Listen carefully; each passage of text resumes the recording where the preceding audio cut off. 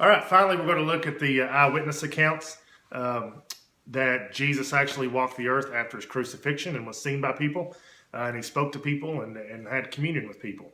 I want to first off bring that up and get past that, is that there are some accounts that, well, if the disciples saw what they saw, then what they saw was the Spirit of Jesus, that Jesus had come back to comfort them, as a lot of people believe that angels do in modern times even.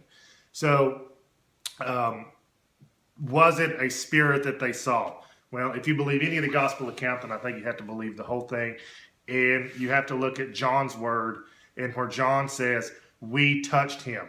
It wasn't that we just saw him, we touched him. Also, the account of Thomas, who didn't believe. Even when he saw him, he didn't believe. He said it was a spirit. But until he touches him, he feels him. He feels the wound scars. So all these things that say, no, it was a physical human being that was standing in front of them. So looking at the eyewitness accounts, and it wasn't just the apostles, the 11 that are remaining, that say we saw him.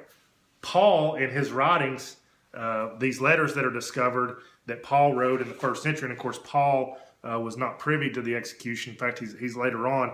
And you got to take into account that Paul hated the Christians. Paul was one of these that were going around persecuting them for them preaching about the resurrection and the empty tomb.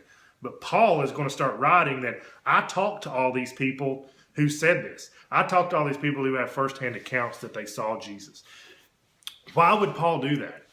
It's one thing for us, again, in the 21st century, to have these writings and to look at these letters that say, so-and-so saw it, and so-and-so saw Jesus, and so-and-so saw Jesus. We can't go talk to these people and interview them. But yet when Paul writes these letters, he's naming them, and these people are still living at the time. Paul is saying, don't take my word for it. Go talk to these people. Go interview them firsthand and draw your own conclusions. Why would he do that if it was a hoax and something that they were just trying to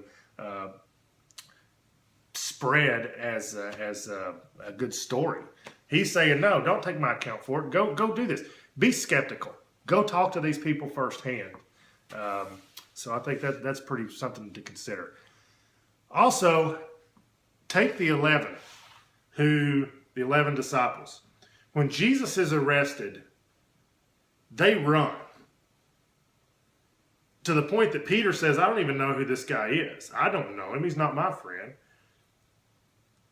When he is supposed to rise from the dead, they're not waiting on him to come back. They're cowering in an upper room. These were not strong-willed men.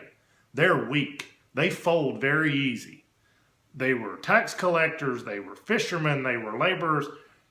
They're not strong-willed people. They folded very quickly. All it took was slapping handcuffs on Jesus for all of them to fold and take off running. Yet, over the next 20 or 30 years, these guys are going to go to their death saying, I saw him. I saw him. If they had all gotten together and come up with this story and, hey, we're going to spread this new religion, which they had already given up on after the execution, after the crucifixion. Yet they are going to spread this over the remainder of their lives. So if they get together and they're going to concoct this story that, hey, let's tell everybody we saw him. Let's tell everybody that he walked with us. The same guys who they got to deny him at the mere presence of arresting him, you're telling me the Romans can't get one of them to break? Now, all of them, with the exception of John, are going to be tortured and executed, and not one of them would break. Not one of them would say, okay, we made this up. And the Romans were very good at torture. The Romans were very good at execution. And they couldn't get one of these weaklings to break. Unless what they're saying is what they actually occurred.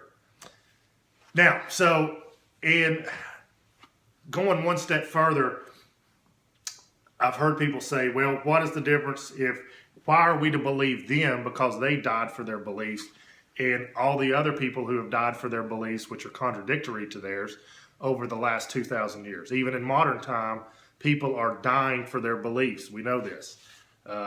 What's the difference? Why am I supposed to believe them and not them? Well, here's the difference. The 11, again, well, 10, John wasn't. John was exiled. The 10 did not die for their beliefs.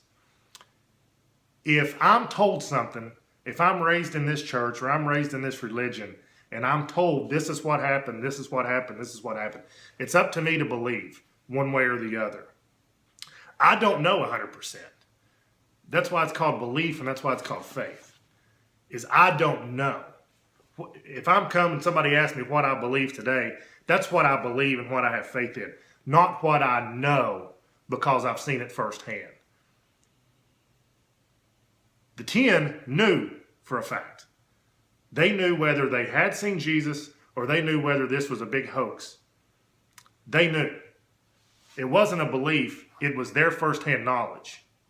If this didn't actually happen, if they did not actually see what they say they saw, they died knowing they were dying for false statements. They knew they were dying for a lie. And how many people die for a lie? How many people die knowing that what they're dying for is completely false? That's not dying for a belief. That's dying for what you know. So, I appreciate it. For those that have checked these out, I appreciate it. Again, look at it, weigh it in. Tomorrow is Easter. Go tell the Easter story. Tell the Easter story to somebody and be able to tell them something historical to back it up, and enjoy.